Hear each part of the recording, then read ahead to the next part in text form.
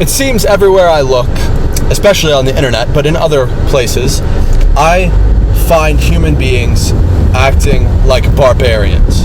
And what I mean by that is anytime someone finds a person who disagrees with them on a topic they feel deeply passionate about, call it, say, politics, maybe religion, they instantly make this person their enemy. You're not allowed to make a person your enemy. You're not allowed to hate a person just because they disagree with you about something. That is lazy behavior, in my opinion, for a multitude of reasons. One of them being, how could you be so arrogant as to believe that everything you think is true is actually true? You are not omnipotent. You are not perfect. And to take it from one of the most arrogant human beings on the face of this planet. Why do you think I'm wearing a sleeveless shirt right now, bro? Because I'm full of my fucking self. And also because my car's AC doesn't work. And it's hot as hell out here. That's actually the main reason. But I'm an incredibly arrogant human being. And even I admit that I do not know everything. We are always evolving. We are always learning. And it is silly to assume that you are right and another person is wrong. You can't assume that.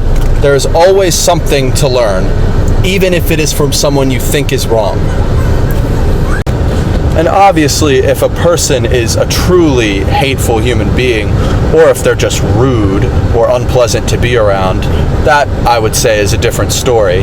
But a lot of the time, when you think someone's unethical, that person just disagrees with you. And there's a difference there. I guess a perfect example would be vegetarians versus people who eat meat. The vegetarian thinks the person who eats meat is, if they're a radical vegetarian, they think this person is a murderer. They are murdering animals. The person who eats meat just views it as, I need food, I need protein,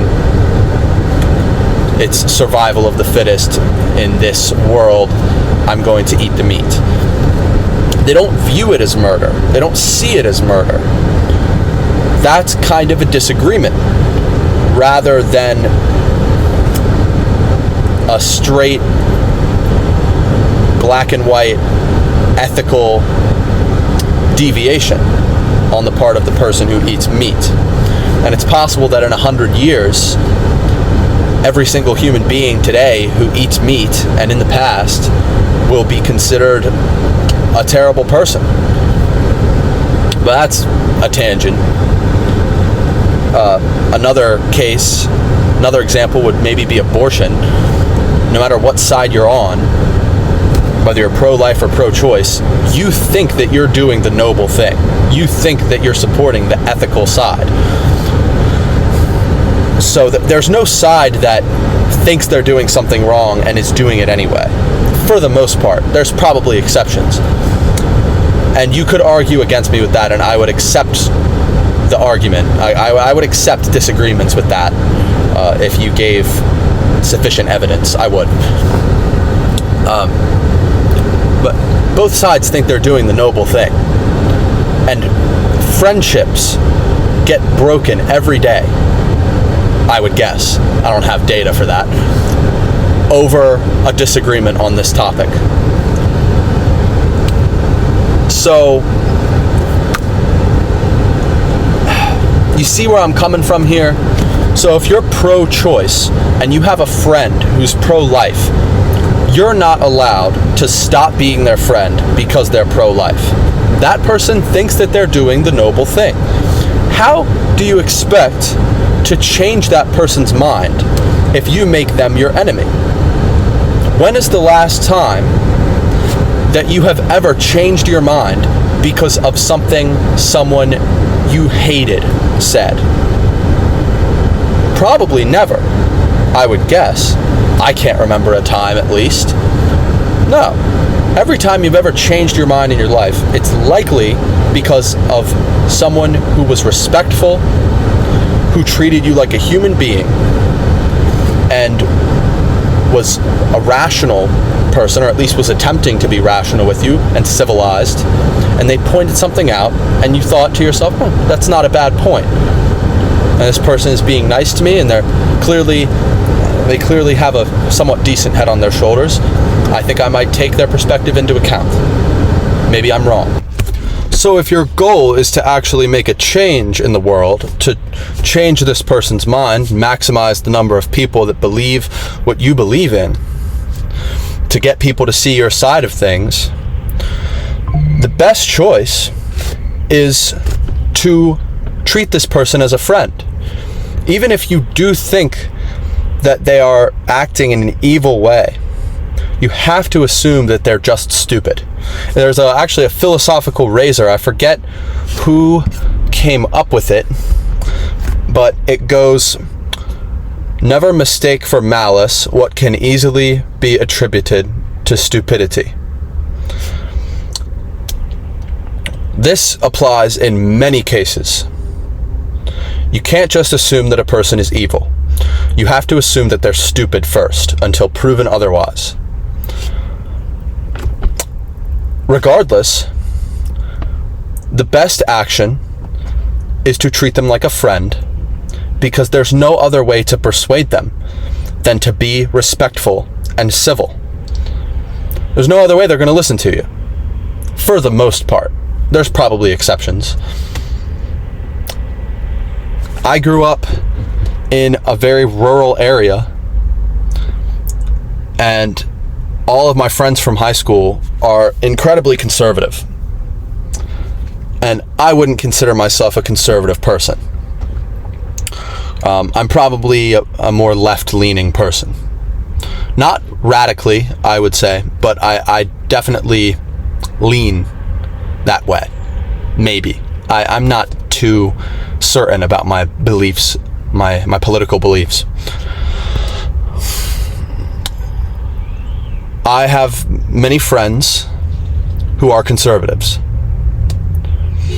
Do you know how instantly they would just tell me to fuck off if I told them that every single one of their beliefs was wrong, and just told them that they were an idiot? That would do nothing. It would, if anything, it would reaffirm their beliefs, because the other side clearly is acting barbaric. So you see where I'm coming with this? Like, you see where my mind's at? That's probably all I have to say. This is a short one, but I see this shit every day, man. I see it in my own family. I see it with my wife's family. Everywhere I look, it seems this is we live in a very divided place if you live in the United States. Even Washington is full of animosity. There's cliques. Only the Democrats talk to the Democrats. Only the Republicans talk to the Republicans. You never see a right-wing person looking at a left-wing news broadcast. You never see the vice versa. You don't see a left-wing person looking at a right-wing news broadcast. Everyone stays in their own lane.